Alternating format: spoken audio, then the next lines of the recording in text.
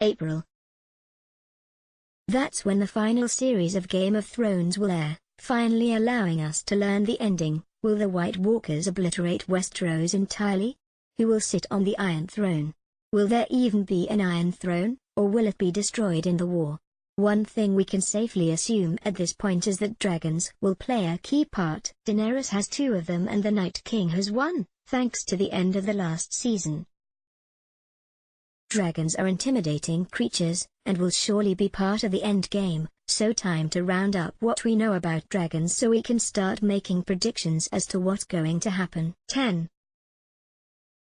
They were once used to conquer the 7 kingdoms 300 years ago. Aegon the Conqueror took over Westeros and made the Iron Throne, which Targaryens would sit on for centuries to come before being usurped by Robert Baratheon. But what it took to take over the kingdom was dragons. Just like Daenerys, well, initially, Aegon had 3, and they were what ultimately won him the 7 kingdoms. An army alone wouldn't have been enough to conquer. Although Aegon earned his title, it was really the dragons that did it for him, beginning the whole reign of House Targaryen and leading up to what we know of Westeros today.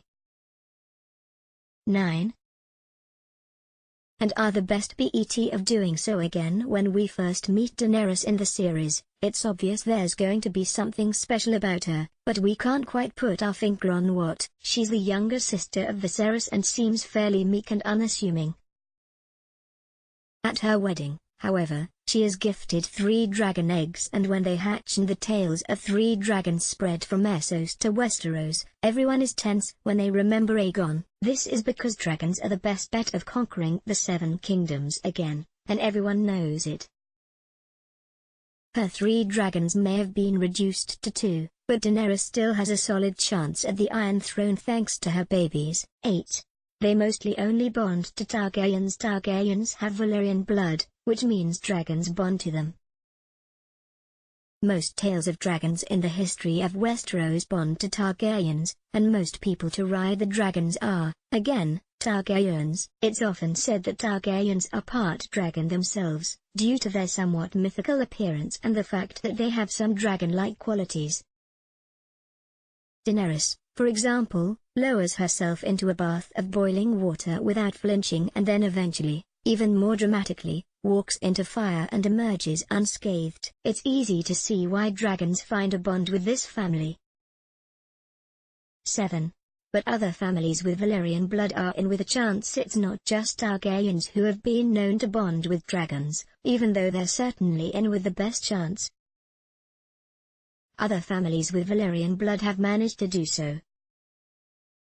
When someone becomes a dragon rider after bonding with a dragon, the dragon will allow no one else to mount it for the length of its life, so it's a pretty serious commitment to make, for the dragon, at least. Therefore, it's assumed the bond must be pretty strong.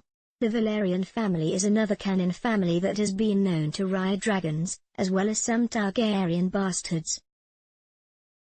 But even though they have managed, it's safe to say that true-born Targaryens are in with the best shot of being dragon riders. 6.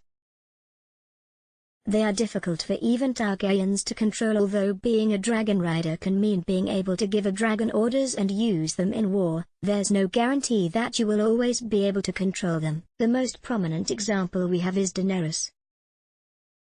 Her dragons clearly love her and think of her as their mother, but we see many problems with her struggling to control them. They murder sheep when she doesn't want them to, and eventually, they kill a person that she doesn't order them to, leaving her absolutely devastated and having to imprison them. She later releases them and they seem to listen to her, but there's no guarantee they'll stay that way. 5. They can grow to 20 feet within a year and a half. A pretty obvious fact, they're huge. And fast-growing. It's said in the books that it takes them about 18 months to grow to 20 feet at their fastest. Although when they hatch they seem cute and small, they become monstrous very quickly, and this is what makes them amazing war machines and conquerors. It doesn't take them long to scorch an entire battlefield. It should be noted that size doesn't correlate to age all the time, though. Some dragons in history were said to be very small despite their old age, and some younger ones were huge. Much like other animals, it really just seems to depend. For they were said to have been extinct for 150 years. Dragons were thought to be extinct before Daenerys III. They had been gone for 150 years, though the accuracy of this is up for debate considering there may have been dragons elsewhere, and the more recent ones were barely bigger than dogs. Aside from Dany's, Euron Greyjoy claims that he had a dragon egg and threw it into the sea in a fit of rage, though whether Euron is a reliable source is another story altogether. Whether he can be believed or not, it's safe to say is that they were extinct from Westeros.